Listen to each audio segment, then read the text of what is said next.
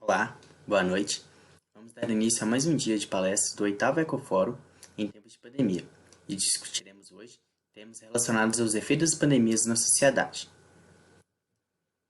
Este evento é realizado pelos alunos das disciplinas e seminários 1 e 3 do Programa de Pós-Graduação em Ecologia Aplicada da Universidade Federal de Lavras.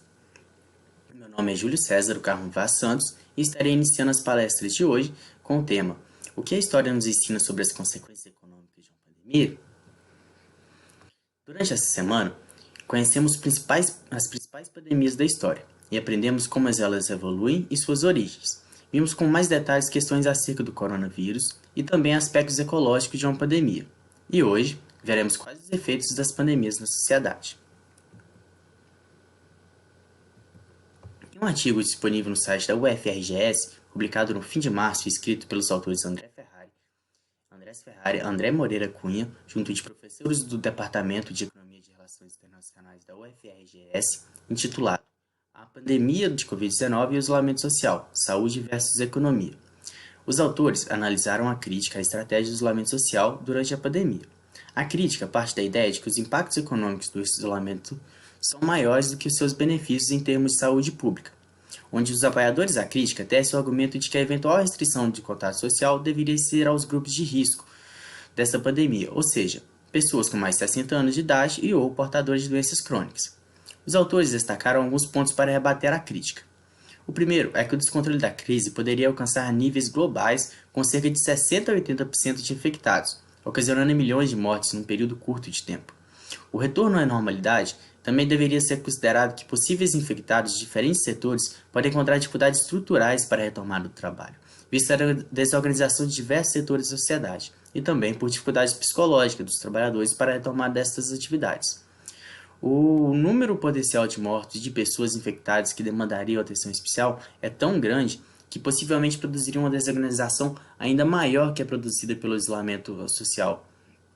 Assim, os autores estimam que os custos do retorno ao mundo dos negócios podem ser maiores do que seus benefícios, ou ainda, maiores do que os custos do isolamento social, que está sendo criticado.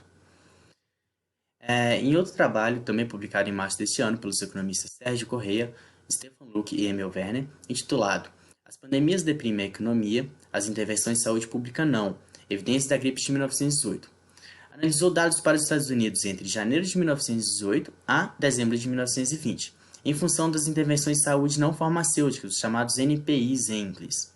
Neste trabalho, eles observaram que a mortalidade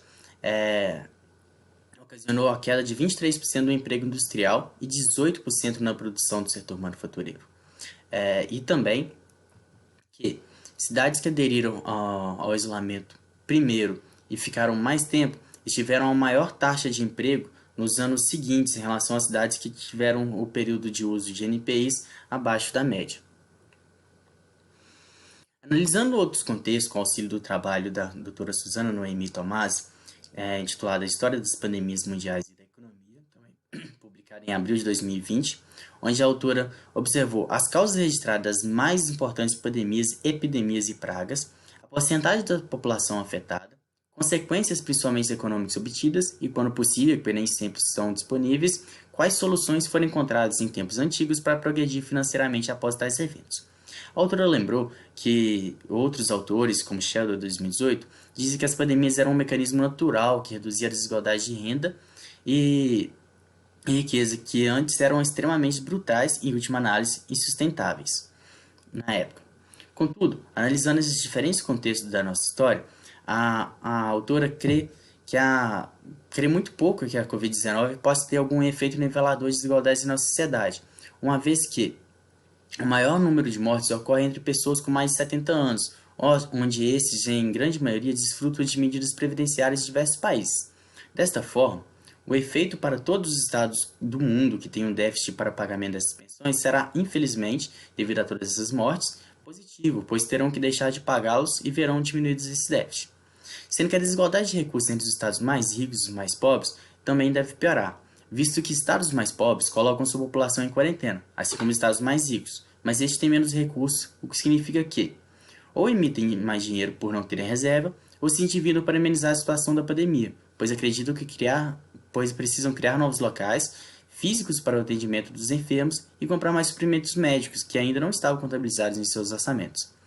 A autora também sugere uma série de medidas a serem tomadas pelo Estado, nesse caso direcionadas à Argentina, que entre eles estão o apoio a trabalhadores autônomos, a concessão de novos créditos, pagamento de salários ao pessoal de empresas contribuintes em quarentena, deferimento no pagamento de encargos sociais, entre outros.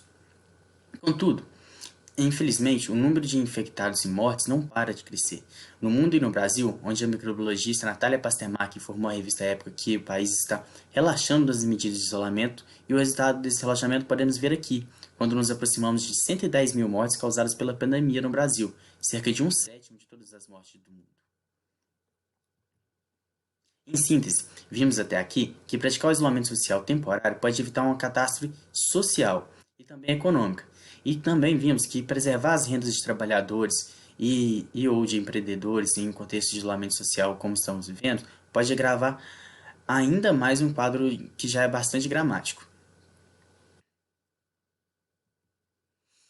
A pandemia de vinho do Covid-19 está iniciando uma recessão já observada e batizada pelo Fundo Monetário Internacional FMI como um grande confinamento.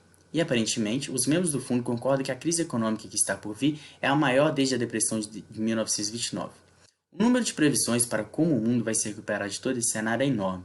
A BBC News Brasil recentemente publicou 3 cenários possíveis, U, V e W, como os cenários possíveis para como o mundo vai sair dessa pandemia.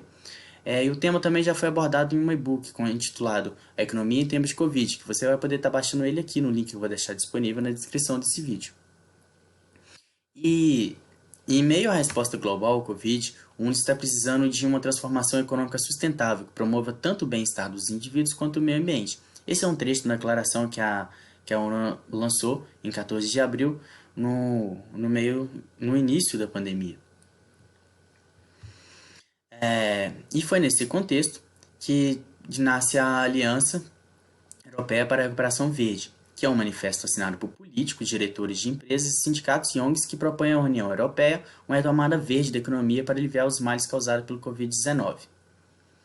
Esta medida vem sendo bem pensada e elaborada em função dos diferentes contextos do mundo. De acordo com o Programa das Nações Unidas para o Meio Ambiente, o propósito da economia verde é melhorar o bem-estar da humanidade e a igualdade social, se atentando a reduzir os riscos ambientais e a escassez ecológica por meio da diminuição da emissão de carbono e práticas sustentáveis. Segundo a agência de notícias Bloomberg, os líderes do bloco iriam se reunir até o final de abril para discutir medidas no valor de mais de 550 bilhões de dólares para ajudar a mitigar o impacto econômico da pandemia. Uma outra declaração foi assinada pelos presidentes da Colômbia, Ivan Duque, e da Costa Rica, Carlos Alvarado, além de ministros de 12 outros países, como Espanha, Suíça, França, Gabão, Ilhas Marshall, Mongólia, Emirados Árabes, entre outros. A declaração busca sensibilizar os tomadores de decisão nos setores público e privado, a incluir a natureza nos planos de recuperação econômica. O objetivo de proteger e gerenciar efetivamente pelo menos 30% de terras propostas nessa declaração foi inicialmente estabelecido por mais de 20 países, liderado pela Costa Rica e pela França, membros da chamada Coalizão de Alta Ambição nas negociações ambientais internacionais. Em uma conferência sobre essa declaração, o pesquisador Henrique Sala, da National Geographic, lembrou que atualmente a natureza contribui com cerca de 125 trilhões de dólares a cada ano em serviços gratuitos, que é mais que o dobro do PIB global.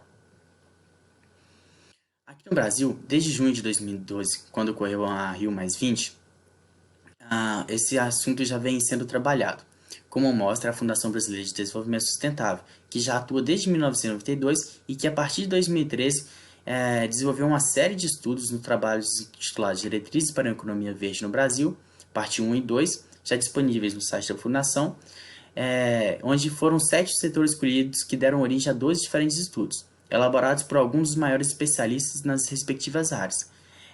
E eu trouxe alguns desses trabalhos aqui para vocês, que é o de energia, transporte, resíduos sólidos e recursos hídricos, que são alguns desses setores que foram abordados nessas diretrizes. O termo economia verde, embora muito usado, gera um desconforto e crítica por parte de alguns grupos ambientalistas. uma vez que esvazia o conceito de desenvolvimento sustentável e não atinge os pilares do capitalismo que causa desigualdade social, elevado consumismo e pressão cada vez mais significativa sobre os recursos naturais.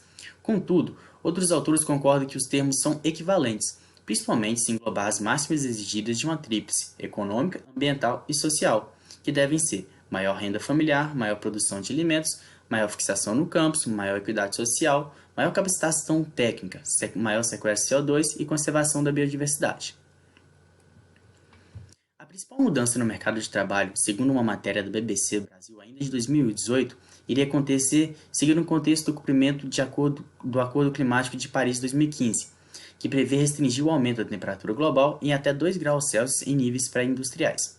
Para cumprir esta meta, seria necessário abandonar energias poluentes, transformar os meios de produção e repensar o modo de consumo como um todo. A abertura de novas vagas resultaria da adoção de práticas sustentáveis na geração e no uso de energia, ainda naquele contexto anterior à pandemia, podendo criar até 620 mil empregos apenas no Brasil e mais de 18 milhões no mundo. Assim, com as conclusões que podem ser tiradas com os fatos abordados nessa palestra, é que as pandemias prejudicam a economia. O número de mortes e infectados também prejudica a economia.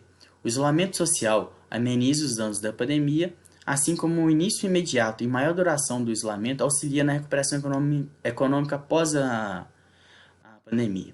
E também podemos ver que o cenário que aposta em preservação ambiental é o mais promissor para evitar novas pandemias e um desenvolvimento verdadeiramente sustentável. E é isso. Muito obrigado, pessoal. Até mais, tenham uma boa noite.